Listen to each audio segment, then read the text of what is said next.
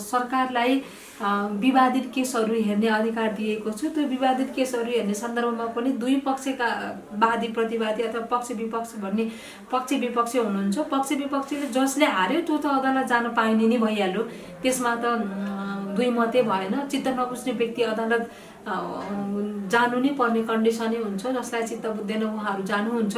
तर नगरपालिकाले चाहिँ फैसला गर्ने केसहरूलाई चाहिँ अदालत पठाएको अवस्था छैन भने हामीले मेलमिलापबाट निरूपण गर्ने खालका प्रकृतिका केसहरू जुन 47(2) को आधारमा मेलमिलाप गरेर समाधान गर्नुपर्ने प्रकृतिका केसहरू हुन्छन्, त्यस्ता खालका प्रकृतिका केसहरूलाई चाहिँ छलफल गरेर मिलाउन सकियो भने छलफलको माध्यमबाट मिलाउँछु। 2-3 ताली नै गरेर त्यो बैठकमा राखेर मेलमिलापकर्ताहरूद्वारा त्यसलाई मेलमिलाप गराउन सकियो भने त्यही अनुसारको मेलमिलाप गराउँछौँ भने, मेलमिलाप गराउन सकिएन भने त्यस्ता खालका केसहरू जुन चाहिँ निर्णय गर्न पाइँदैन मेलमिलापबाट सकाउन सक्यो भने सकाइयो, होइन भने त्यस्ता खालका प्रकृतिका केसहरूलाई चाहिँ हामीले अदालत रिफर गरेका छौँ। दर्शकबिन नमस्कार, नागरिक.com को नागरिक संवादमा तपाईहरुलाई स्वागत छ।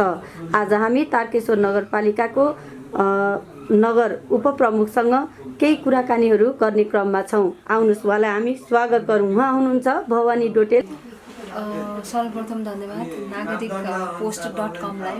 तपाईहरु यहाँ तारकेश्वर नगरपालिकामा न्यायिक समिति र न्यायिक समितिसँग सम्बन्धित तारकेश्वर नगरपालिकाको न्यायिक समितिले कस्ता कस्ता केसहरू सम्पादन निर्मूल गरेको छ, त्यो कस्ता कस्ता केसहरूलाई मिलाएको छ भन्ने सन्दर्भमा केही कुरा जानकारी गराउनको निमित्त लिनको निमित्त आउनुभएकोमा धेरै धेरै धन्यवाद व्यक्त गर्न चाहन्छु नागरिक.com लाई। निर्वाचन भइसकेपछि चाहिँ न्यायिक समितिमा कस्ता कस्ता उजुरीहरू आएका उजुरीहरूलाई कसरी किनेर लाग्दै आउनुभएको भएर अहिलेसम्म आइपुग्दा 3.5 वर्ष लगभग 4 वर्ष पुग्न लागेको अवस्थासम्म आइपुग्दाखेरि 320वटा केसहरू नगरपालिकामा आइसकेका छन्।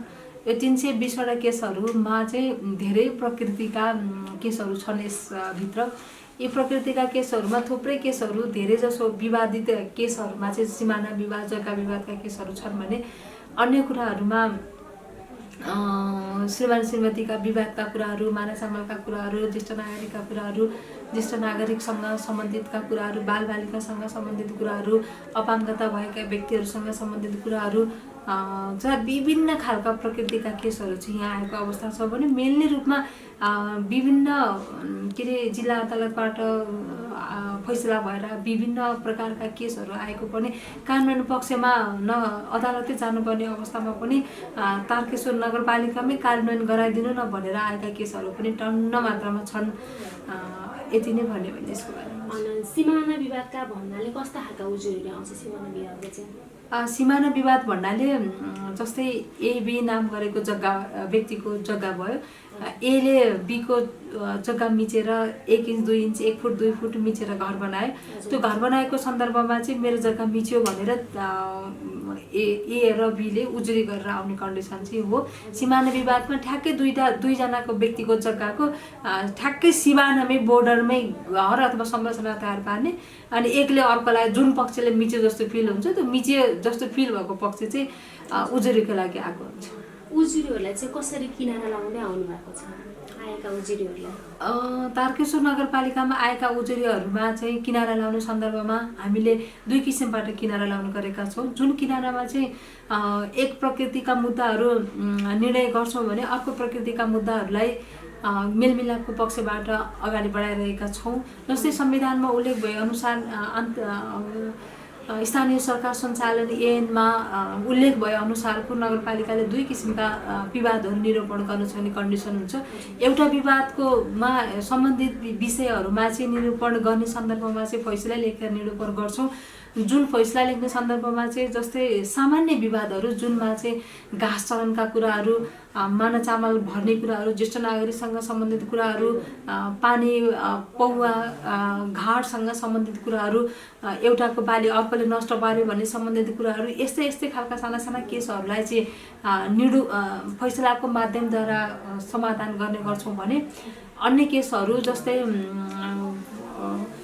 थुप्रै प्रकृतिका जस्तै सिमाना विवादसँग सम्बन्धित केसहरू, रेखाङ्कनसँग सम्बन्धित केसहरू, सम्बन्ध विच्छेदनसँग सम्बन्धित केसहरू, कुटपिटसँग सम्बन्धित केसहरू, माराचामलसँग पनि सम्बन्धित केसहरू र अन्य कुराहरू जुनसुकै प्रकृतिको अन्य आए पनि हामीले त्यसलाई मेलमिलाप गराउन सक्यो भने चाहिँ मेलमिलापबाट गरेर पठाउने गरेका छौँ।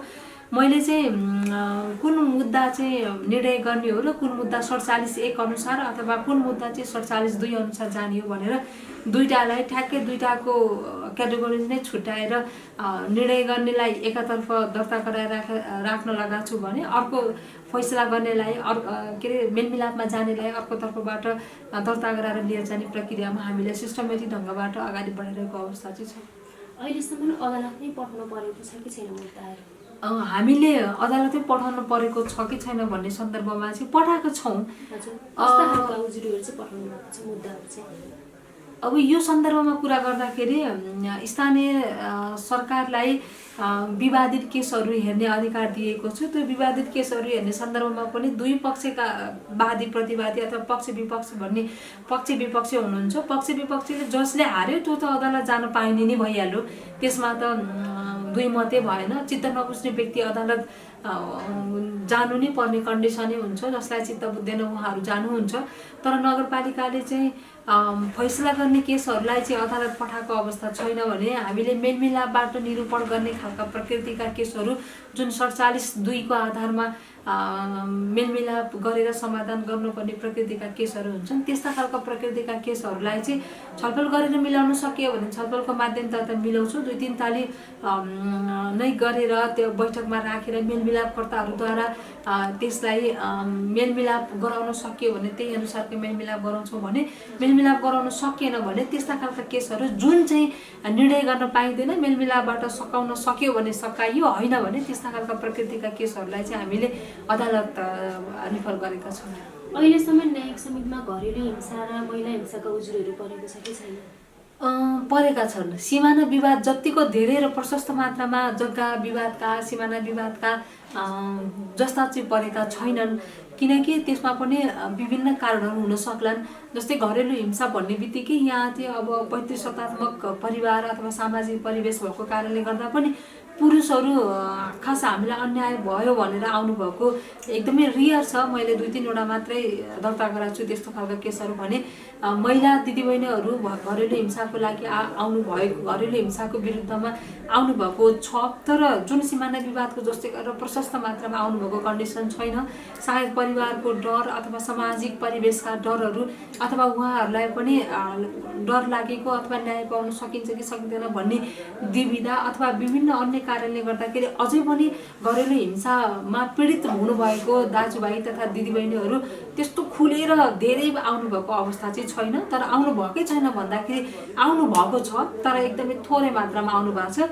जो चाहिँ मलाई अरू समाजको मतलबै छैन, म आफ्नो लागि आफू गर्न चाहन्छु, मलाई अरूको मतलब छैन, म मेरो लागि चाहिँ अधिकार खोज्न चाहन्छु भनेर त्यो खालको सोच राख्ने व्यक्तिहरू चाहिँ आउनु भएको छ घरेलु हिंसाकै विरुद्धमा। होइन भने त्यस्तो खालको अन्य विवादित केसहरू जस्तो गरेर घरेलु हिंसाका केसहरू आएको अवस्था छैन। हाम्रो मेलमिलाप केन्द्रहरू स्थापना भएको छ कि छैन? तारकेश्वर नगरपालिकाले मेलमिलापको लागि मेलमिलापकर्ताहरूको सूची तयार पारेको छ। मेलमिलापकर्ताको सूचीको आधारमा हामीले प्रत्येक वडाहरूमा वडा अध्यक्ष लगायतका अन्य 2जना सदस्यहरूलाई राखेर मेलमिलापकर्ताहरू बनाएका छौँ।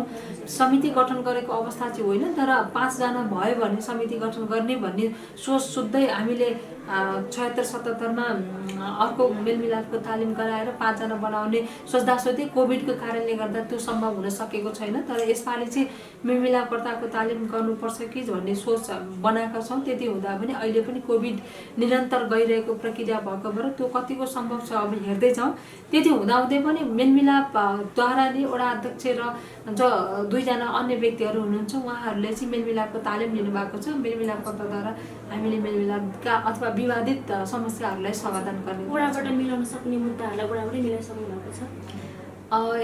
एकदमै पहिला सुरुमा हामीले केस लिने सन्दर्भमा वडाबाट सिफारिस आओस् अथवा वडा अध्यक्षको मातहतबाटै आओस्, वडा अध्यक्षलाई जानकारी हुँदै हुँदै आओस् भन्ने उद्देश्यबाट पनि हामीले केसहरूलाई वडा कार्यालय हुँदै आउनुहोस् भनेर केस दिने व्यक्तिहरूलाई वडा कार्यालय मार्फतै यहाँ बोलाएको अवस्था छ।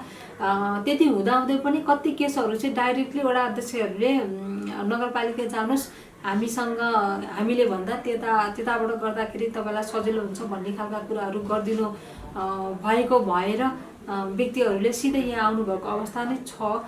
त्यस्तो खालको केसहरू नि जस्तै रेखाङ्कनसँग सम्बन्धित केसहरू, जस्तै रेखाङ्कन गर्नको निमित्त नगरपालिकाबाट सिधै जाँदा सजिलो हुन्छ वडा कार्यालयबाट भन्दा पनि त्यस्ता खालको प्रकृतिका केसहरू चाहिँ पठाइदिनुहुन्छ। होइन भने उहाँ सकेका समाधान गर्न सकिने खालका केसहरूलाई वडा अध्यक्ष र सदस्यहरूले समाधान गरेर नै पठाउनुहुन्छ। आउने उजुरीहरू चाहिँ कसरी आउँछन् न्यायिक समितिमा? मतलब लिखित रूपमा आउँछ कि मौखिक रूपमा कसरी आउँछ? आउने उजुरीहरूलाई चाहिँ हामीले मौखिक रूपमा लिँदैनौँ, लिखित रूपमा नै उजुरी लिन्छौँ। लिखित रूपमा उजुरी लिने सन्दर्भमा चाहिँ वकिललाई लगाएर लेख्नु भन्ने हाम्रो उद्देश्य होइन।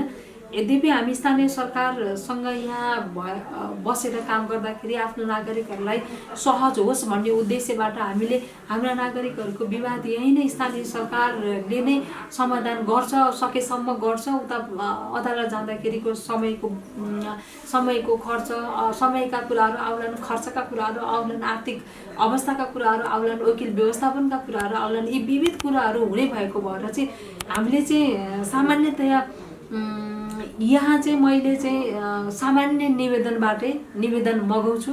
उहाँहरूले आफै निवेदन लेख्नुहुन्छ, त्यो सामान्य निवेदनबाटै उहाँहरूको समस्या त्यो निवेदनमा हाल्न लगाउँछु। त्यो भएपछि त्यसैलाई दर्ता गरेर गर्ने गरेको छु। हाम्रो नगरपालिकामा इजलास चाहिँ कुन बार बस्दै आउनुहुन्छ? हामीले इजलास चाहिँ सोमबार र बिहिबार लिखित रूपमा माइनेट पास गरेर सोमबार र बिहिबार गर्छौँ। तर अहिलेको लागि मुद्दा एकदमै अत्याधिक चाप बढिरहेको कारणले गर्दाखेरि चाहिँ सोमबार र बिहिबार मात्र बसेर धान्न सक्ने अवस्था भएको छैन। अन्य दिनहरूलाई पनि म्यानेज गरेर गरिरहेको अवस्था छ। एकदमै धेरै यति कि एकै दिनमा कम्तीमा पनि 5 वटा जति केसहरू आएको अवस्था पनि छ। अब यतिकै बढ्दै जाने हो भने त नगरपालिकाले सायद यो धान्न सक्ने अवस्था हुन्छ कि हुन्न भन्ने पनि एउटा प्रश्न आउन सक्छ। अत्याधिक भएको कारणले गर्दाखेरि हामीले अन्य बारहरू पनि बस्छौँ। मेनली चाहिँ सोमबार र बिहिबार चाहिँ टुटाउँदैन।